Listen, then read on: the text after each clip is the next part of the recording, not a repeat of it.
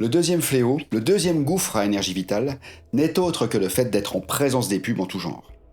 Je ne parle même pas de les regarder, les lire ou les écouter avec attention, non. Juste être en leur présence pendant qu'elles sont diffusées. Exactement comme les infos en fait. En effet, les publicitaires font en sorte que même si nous ne les regardons ni ne les écoutons consciemment comme un film, nous en soyons quand même imprégnés de façon complètement clandestine. Si vous voulez garder votre énergie pour vous et vos projets, renoncez définitivement à toute forme de publicité. Cette calamité est réellement énergivore et liberticide, et ses dangers, sa toxicité et aussi sa contagion sont bien réels.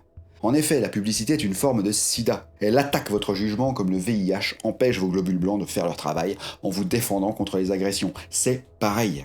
Les gens qui sont derrière la pub, quelle qu'elle soit, sont de vrais psychologues, qui connaissent et maîtrisent les méandres de l'esprit humain comme leur poche. Et qui dit méandre, dit faiblesse. Et c'est précisément là-dessus que tous les médias commerciaux jouent. Je dis bien commerciaux, car les rares chaînes à but purement culturel et non commercial ne se servent d'aucun stratagème de ce genre. Cette deuxième vidéo sur l'énergie vitale sera scindée en deux parties, tant l'information est dense. Ici, je vous décris succinctement la pub, ses origines et ses ravages. Dans le second volet, les astuces et les ruses pour vous en protéger efficacement.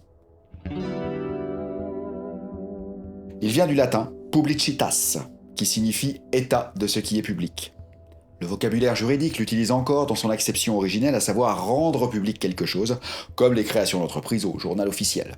Toutefois, les années ont fait glisser son sens pour devenir maintenant une forme de communication de masse, dont le but est de fixer l'attention d'une cible visée. Un consommateur, un utilisateur, un usager, un électeur, etc.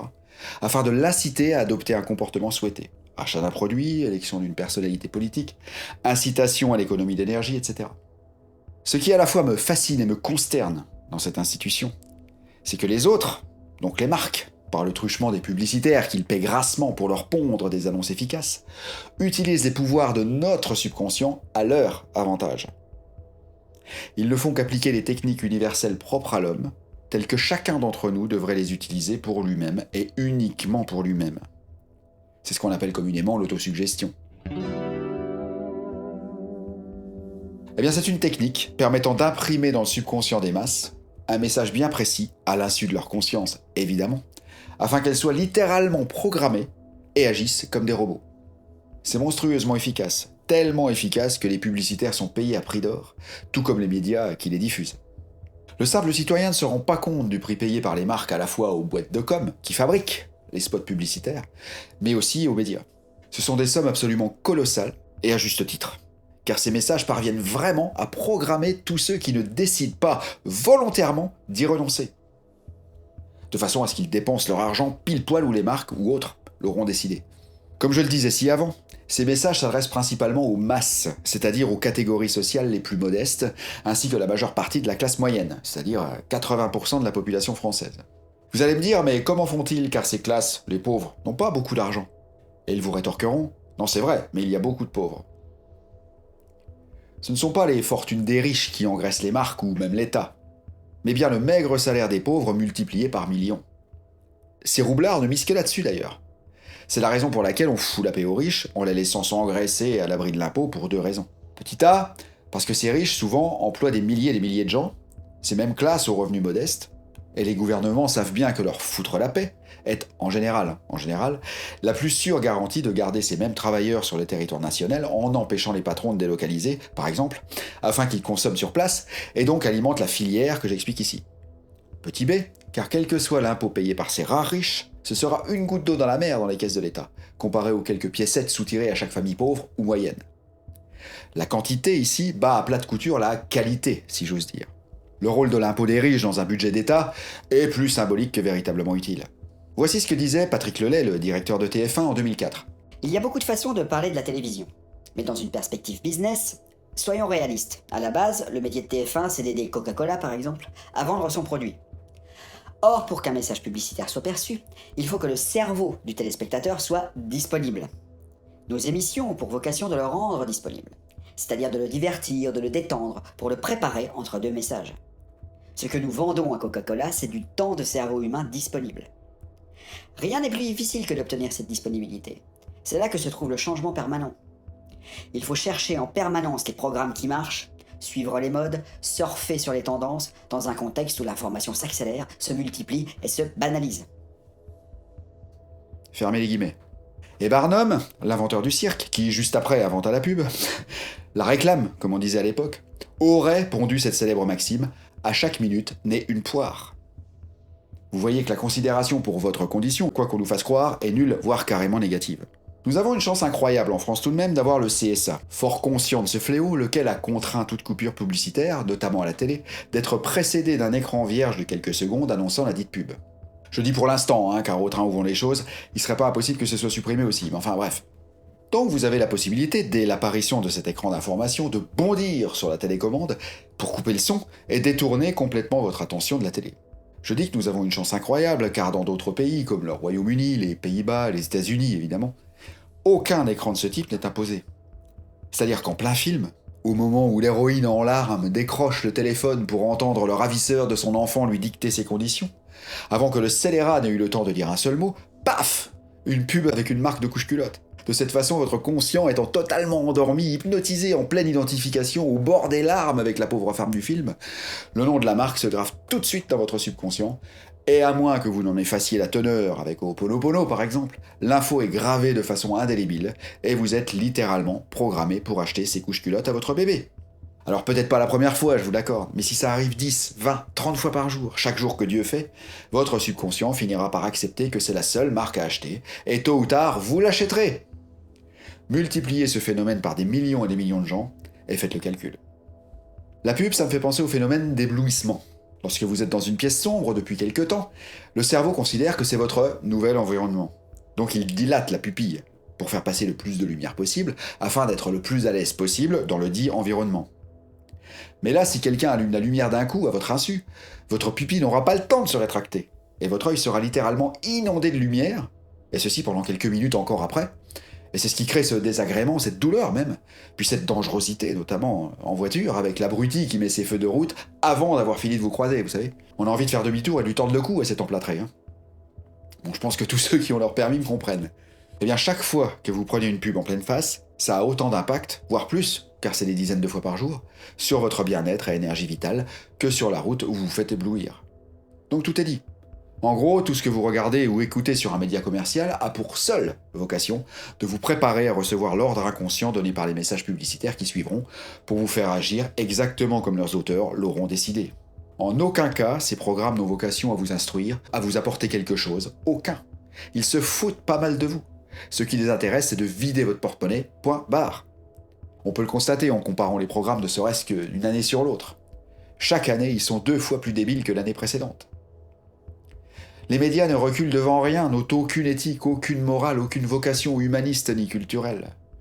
S'ils en avaient droit, légalement je veux dire, ils vous montreraient quelqu'un en train de avec un gros plan sur l'anus pour vous vendre leur marque de papier cul. Je suis vulgaire, tant mieux. Ils vous montreraient de vrais homicides, de vraies exécutions ou tortures, afin de vous faire mieux absorber le message publicitaire qui suivrait sur je ne sais quoi. Même ça, ils le feraient. Ce sont des machines, totalement dépourvues de conscience et d'éthique. Ils sont devenus comme ça avec le temps. Voulez-vous vraiment continuer de polluer votre mental avec et pour ces humanoïdes ? Le seul but est d'endormir votre mental pour pouvoir mieux le violer plus de 1000 fois par jour. Et il s'agit bien de viol. Je pèse mes mots, la pub c'est le GHB de l'achat. Pour cela, ils créent évidemment des émissions qui produisent chez vous la meilleure catharsis. Ils choisissent un animateur qui arrive à modeler ses réactions sur celles de Monsieur Tout-le-Monde, afin que le spectateur le considère comme son égal, voire son pote. Et de cette façon, abaisser encore plus sa vigilance et son jugement, tous deux déjà considérablement amoindris par les temps qui courent. La vigilance dont je parle ici est celle du conscient, la barrière de notre jugement, celle qui décide si l'info reçue est acceptable ou non.